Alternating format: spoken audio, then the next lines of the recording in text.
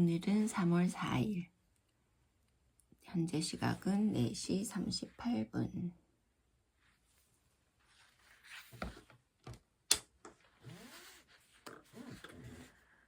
오늘도 코스모스를 5장 읽겠습니다.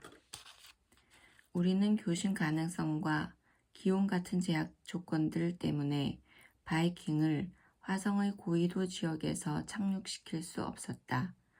화성의 남반부나 북방부에서 대략 45도에서 50도 보다 극지방으로 가까이 가게 되면 우주선과 지구와의 교신 가능한 시간이나 치명적일 수 있는 극저온의 상태를 피할 수 있는 시간이 지나치게 짧아진다.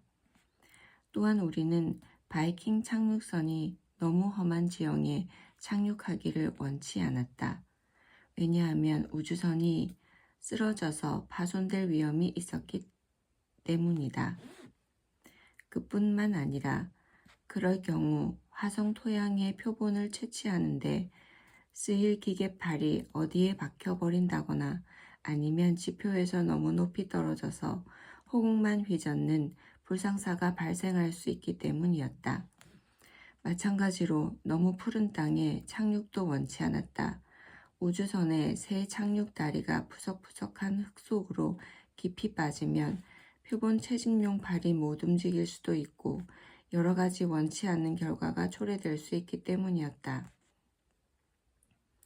그렇다고 너무 단단한 땅에 착륙시키고 싶지도 않았다. 예를 들어 가루 형태의 물질이 전혀 없는 유리질의 용암지대에 착륙하게 된다면 기계팔이 예정된 화학실험과 생물실험에 꼭 필요한 표본을 채취할 수 없게 될 것이 확실하기 때문이었다. 당시 우리가 갖고 있던 화성에 대한 최상의 정보는 메리너 9호 궤도선에서 얻은 것이었다. 그 사진 자료에는 크기가 90m, 즉 100야드 이상인 지형 지물들만 알아볼 수 있었다.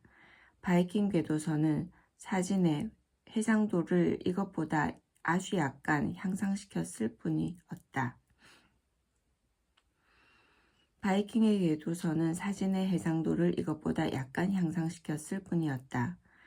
1m 정도의 바위들은 사진에는 전혀 보이지 않지만 바이킹 착륙선에는 치명적인 재앙을 가져다 줄 수도 있었다. 마찬가지로 두껍게 쌓인 고운 모래도 사진으로 탐지할 수가 없었다. 다행히도 우리는 착륙 후보지가 얼마나 험하고 부드러운지를 알아낼 수 있는 기술을 갖고 있었다. 그 기술은 레이더를 이용하는 것이다. 아주 험한 지면은 지구에서 발사한 전파빔을 측면으로 산란시키므로 결국 그런 지역은 반사가 잘 안 되는 것 같이 보인다. 이를테면 레이더 전파색이 지도의 그런 지역은 어둡게 나타날 것이다. 아주 부드러운 먼지 모래로 된 지면도 개별 입자들 사이의 수많은 틈새 때문에 반사가 잘 안 되는 것처럼 나타난다. 험한 지형과 부드러운 지형을 구분할 수는 없지만 둘 다 위험하기는 마찬가지이므로 착륙지 선정을 두고 굳이 그런 구분이 필요하지 않았다. 레이더 탐사를 이용한 예비 조사에 따르면 화성 표면의 4분의 1에서 3분의 1이 전파 지도에서 어둡게 나타났다.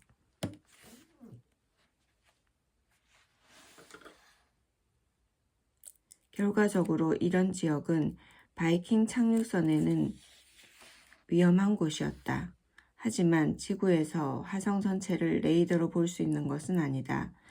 대략 남이 25도와 북이 25도 사이에 띠 안에 있는 지역만 레이더에 전파된 지도에 보인다.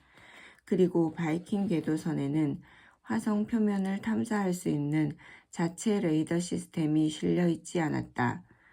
착륙에는 이토록 많은 제약들이 있었다. 어쩌면 너무 많지 않을까 걱정이 될 정도였다.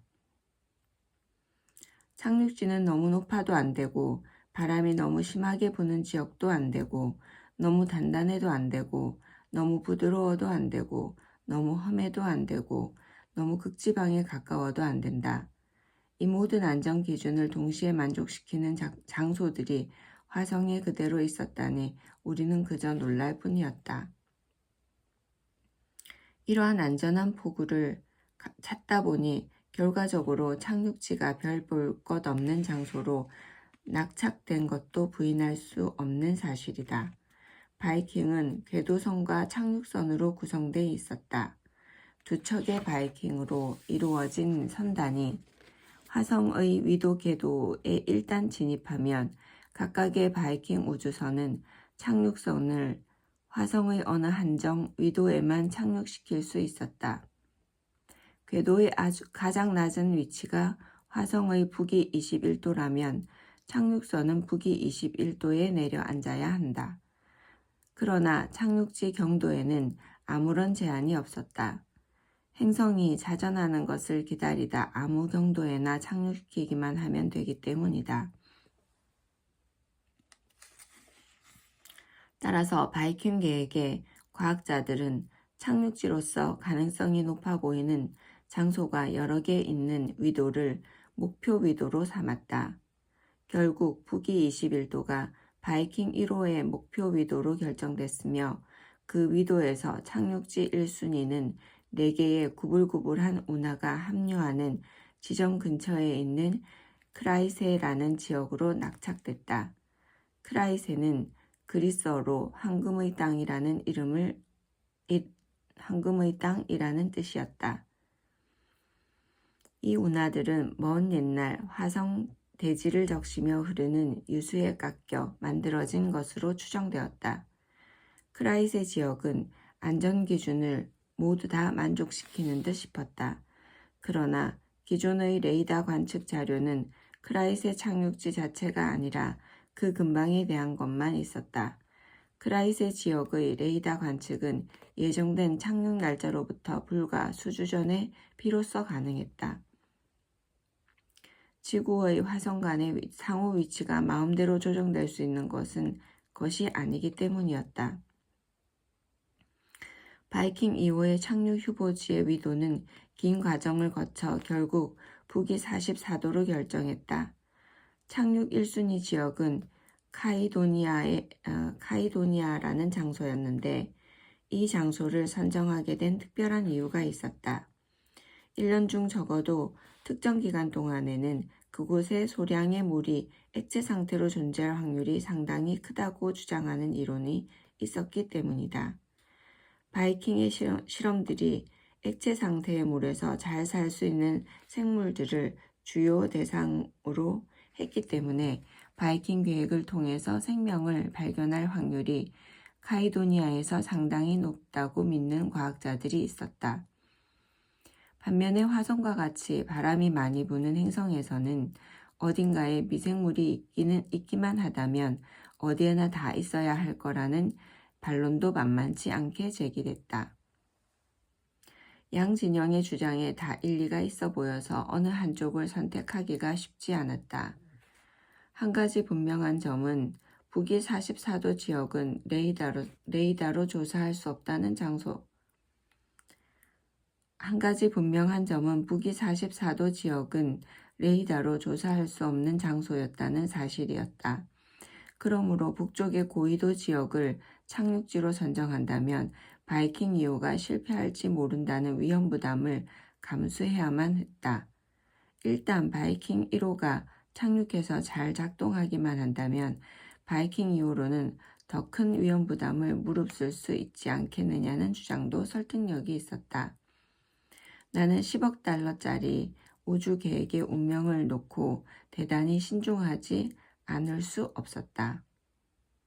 나는 카이도니아에서 불행하게도 추락 사고가 일어난 직후에 크라이세에서 핵심 기기가 작동하지 않게 되는 최악의 상황을 걱정해야 했다.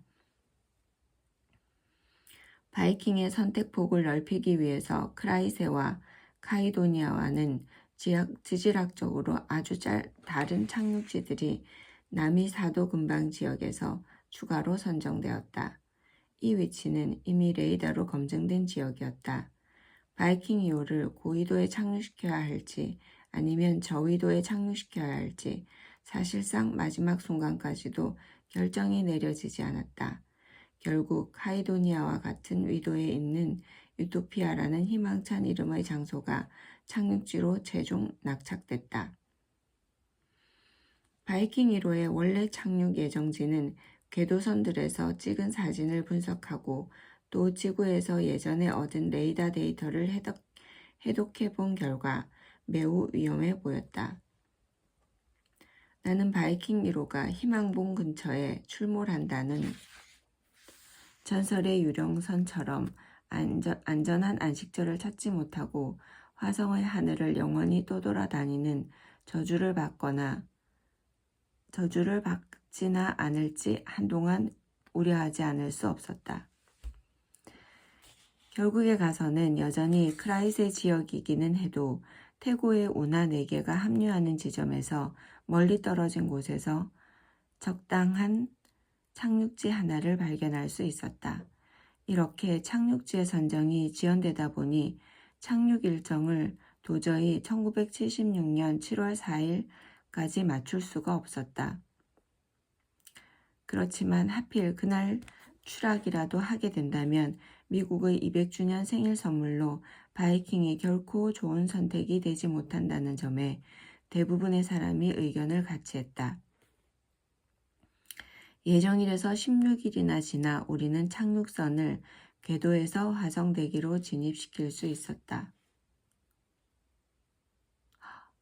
우주선 만들기도 힘든데 착륙할 곳을 찾는 것도 이렇게 시간이 많이 걸리네요. 태양 주위를 돌아서 1억 킬로미터의 먼 거리를 가로지르는 1년 반에 걸친 행성간 여행 끝에 바이킹 선단의 궤도선, 착륙선, 통합체들이 화성 주위의 적절한 궤도에 진입하기에 이른 것이다. 궤도선은 착륙 후보지를 조사했고 착륙선은 전파 지시에 따라 화성 대기에 진입해서 융제 보호막의 위치를 올바르게 조정한 다음 낙하산을 펼치고 덮개를 벗어버리고 나서 자신의 역추진 로켓에 불을 댕겼다. 인류 역사상 처음으로 붉은 행성에 황금의 땅과 유토피아에 우주선이 유연하고 안전하게 내려앉았다. 우리의 성공은 우주선의 설계와 제조, 시험에 투입된 뛰어난 기술력과 그리고 우주선 통제사들의 유능함에 힘입은 바가 매우 컸다. 그러나 화성이 위험하고 신비에 쌓인 행성이라는 것을 생각한다면 우리는 운이 상당히 좋았던 것 같다. 바이킹 착륙선은 착륙하자마자 사진들을 즉시 전송하기로 되어 있었다. 별 볼 일 없는 심심한 지역이라는 사실을 우리는 이미 알고 있었지만 그래도 혹시나 했다. 그런데 바이킹 1호 착륙선이 제일 먼저 찍어 보내도록 되어 있었던 사진은 자신의 착륙용 다리였다. 그것은 착륙선이 혹시 화성의 유사에 빠질 경우를 감안해서 착륙선이 모래 속으로 파묻혀버리기 전에 착륙지의 상황을 미리 알아보기 위해서였다. 한 줄씩 전송된 주사선으로 만들어진 사진에서 착륙용 다리의 발이 화성 표면에 똑바로 말짱하게 서 있음을 보고 나서야 우리는 안도의 한숨을 크게 쉴 수 있었다. 곧 다른 영상의 화소선들이 하나씩 지구로 전송돼 왔다. 나의 화성의 지평선을 인류에게 처음 보여준 영상을 그만 넋을 놓고 바라봤다. 이건 외계의 세상이 아니라는 생각이 들었다. 나는 콜로라도나 애리조나, 네바다주 등에도 그런 지역들이 있다는 사실을 익히 알고 있었다. 지구상의 어느 풍경과 다를 바가 없는 자연 그대로의 바위덩이와 모래 언덕들이 무심하게 놓여 있었고 지평선 멀리에는 높은 산이 자리 잡고 있었다. 화성은 그저 하나의 장소일 뿐이었다. 머리가 반백이 된 광산 채굴꾼이 노새를 끌면서 모래 언덕 뒤에서 나타나기라도 할 것 같았다. 물론 그랬다면 화들짝 놀랐겠지만 말이다. 나는 베네라 구호와 시포의 금성 영상을 검토하느라 수많은 시간을 보낸 적이 있다. 그렇지만 금성 표면을 보면서 그런 생각을 해본 적은 전혀 없다. 여기야말로 어떻게든 우리가 다시 돌아오게 될 곳임을 나는 직감으로 알 수 있었다. 화성의 경관은 황량하고 붉고 아름다웠다. 지평선 너머 어딘가에서 운석공이 만들어질 때 튕겨 나와 슴직한 자갈 조각들이 널려 있었다. 작은 모래 언덕들, 바람에 흩날려 높이 솟아오른 미세먼지 입자들과 이리저리 도돌아다니는 먼지들로 덮였다. 먼지들로 덮였다 드러나기를 반복하는 바위덩이들이 벌판에 점점이 흩어져 있었다. 저 바위덩이들은 도대체 어디에서 온 것일까? 얼마나 많은 먼지가 바람에 실려 옮겨진 것일까?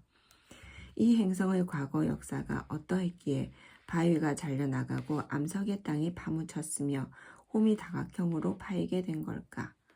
바위의 성분은 모래와 같을까? 모래는 바위가 부서져서 만들어진 것일까? 아니면 뭔가 다른 요인으로 생기는 것일까? 하늘은 왜 분홍빛일까? 공기의 성분은 무엇일까? 바람의 속도는 어떻게 될까? 화성에도 지진이 있을까? 대기압이나 경관은 계절에 따라 어떤 변화를 보일까? 의문점들에 대해서 바이킹은 확실한 아니면 최소 타당한 대답을 제공해 주었다. 바이킹 탐사를 통해 밝혀진 화성은 엄청나게 흥미로웠다. 착륙지의 선정 조건이 그렇게 별 볼 일 없는 것이었음을 감안하면 더더욱 그렇다. 그러나 사진에는 운하를 건설하는 기사도, 바르숨의 비행 자동차나 단도도, 공주나 전사도, 소트나 발자국도, 그리고 선장이나 캥거루 쥐의 흔적도 찾아볼 수 없었다. 시야에 들어오는 경관에는 생명의 징조라고는 아무것도 없었다. 어쩌면 커다란 체구의 생물들이 화성에 살고 있지만 우리가 바이킹을 착륙시킨 바로 그 두 지점에는 그들이 없었을 수도 있다. 어쩌면 바위나 모래 알갱이마다 아주 작은 생물들이 살고 있을지도 모른다. 대부분의 지구 역사에서 물로 덮이지 않았던 지역은 오늘날의 화성과 상당히 비슷했다. 대기에는 이산화탄소가 풍부했고 오존이 결여된 대기층을 무사히 통과한 자외선이 지표면을 여지없이 내리쬐었다. 커다란 동식물들이 육지를 점령한 것은 지구 역사의 마지막 10%에 해당하는 짧은 시간에 불과하다. 그렇지만 미생물들은 지구 전역에서 무려 30억 년 동안이나 줄기차게 살아왔다. 그렇다면 화성에서 생명을 찾으려면 세균부터 먼저 찾아야 한다는 결론을 피할 수 없을 것이다. 바이킹 착륙선은 인간의 능력과 그 범위를 외계의 경관에까지 확장시켰다. 바이킹 우주선의 지능은 어떻게 보면 지구에 사는 메뚜기만 하다고 할 수 있다. 또 다른 기준에서 보면 바이킹 우주선은 박테리아 정도의 지능밖에 갖고 있지 않다. 이런 비유를 바이킹에 대한 모욕이라고 생각해서는 안 된다. 자연이 박테리아를 진화시키는데 수억 년이 걸렸고 메뚜기를 진화시키는데 수십억 년이 필요했다. 이런 일의 경험이 별로 많지 않음에도 불구하고 우리는 벌써 상당 수준의 재주를 부리게 됐다. 충분히 대견한 일이다. 바이킹 우주선도 우리처럼 눈이 둘이지만 우리가 보지 못하는 적외선을 감지할 줄 안다. 바이킹의 팔은 바위를 밀쳐내고 땅을 파서 토양 표본을 채취할 줄 안다. 바이킹은 일종의 손가락을 뻗어서 풍향과 풍속을 측정한다. 사람의 코와 맛봉우리에 해당하는 기관을 가지고 있어서 바이킹 우주선은 극소량의 분자들을 우리보다 훨씬 더 정밀하게 감지할 수 있었다. 그런가 하면 내부에 달린 귀로 지진 아니 화진의 으르렁거림을 들을 줄 알고 그뿐만 아니라 바람으로 인한 우주선 자체의 가벼운 흔들림까지 포착할 수 있다. 그리고 세균을 탐지하는 장치들이 있다. 바이킹 우주선은 방사능자가 발전기까지 갖추고 있다. 수집된 모든 과학 정보는 지구로送신된다. 바이킹 우주선이 수행한 실험 결과들에 대해 곰곰이 생각해보고 우리가 뭔가 새로운 지시를 보내면 바이킹 우주선과 착륙선은 그것을 받아서 그 지시대로 다음 단계의 임무를 수행할 줄 안다. 하지만 우주 실험이라는 것은 규모, 크기, 비용, 사용 가능한 동력 등의 측면에서 심한 제약을 받지 않을 수 없다.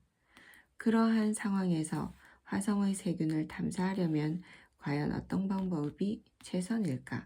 아직까지는 미생물 학자를 화성에 보낼 수 없다. 한때 나는 뉴욕주 로체스터 대학교의 울프 블라디미르 비시니액이라는 이름의 비범한 미생물학자를 친구로 둔 적이 있었다. 1950년대 말 화성 생명 탐사가 이제 막 진지하게 거론되기 시작할 무렵이었다. 한 과학예술회의에 참석한 그는 미생물을 탐지해낼 수 있는 간단하면서도 믿을 만한 자동기구를 생물학자들이 갖고 있지 않다는 사실을 한 천문학자가 개탄하는 것을 목격하게 됐다. 그래서 비니시액은 이 문제를 자신이 해결해야겠다고 단단히 결심했다. 이제 우리의 화성은 미생물학자에 달렸나요? 미생물이 잘 자라고 있는 화성이기를 기대해 봅니다.